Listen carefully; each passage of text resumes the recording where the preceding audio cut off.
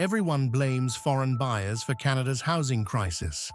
Politicians promise bans, the media runs scary headlines, and dinner tables across the country buzz with talk of offshore money. But here's the twist. Foreign buyers aren't the whole story, and what's really driving prices might surprise you. In the next 5 minutes, we'll break down what's actually happening behind the foreign buyer debate.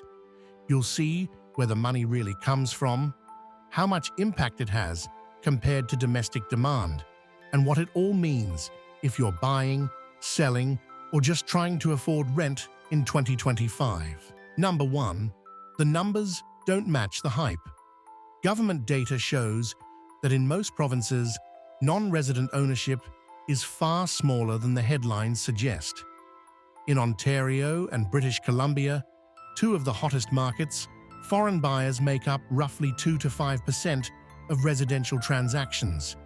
That's not nothing, but it's nowhere near enough to explain double-digit price jumps year after year. So why the obsession? Because a foreign buyer makes an easy villain. Offshore money is invisible, mysterious, and politically convenient. Number 2, timing is everything. Foreign demand surged in 2016 and 2017, especially in Vancouver and Toronto, pushing some local neighborhoods into bidding frenzies. But here's what many forget. After foreign buyer taxes were introduced, prices barely dipped before climbing again. Domestic investors and first-time buyers quickly filled the gap, proving that low interest rates and local speculation were already fueling the fire. Number 3. Domestic money is the real engine. Cheap mortgages, years of underbuilding, and aggressive Canadian investors have had a far bigger impact than overseas cash.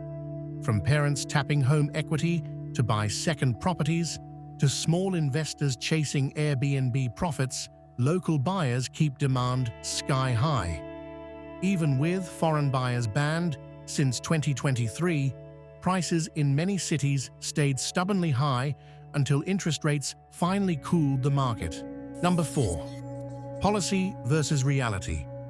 Ottawa's 2-year foreign buyer ban, set to expire in 2025, makes headlines but misses deeper issues.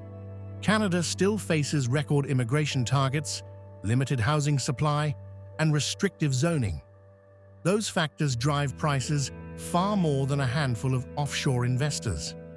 Blaming foreigners might win votes, but it doesn't build homes or lower borrowing costs. Number 5. What this means for everyday Canadians. If you're waiting for a foreign buyer crackdown to bring a crash, don't hold your breath.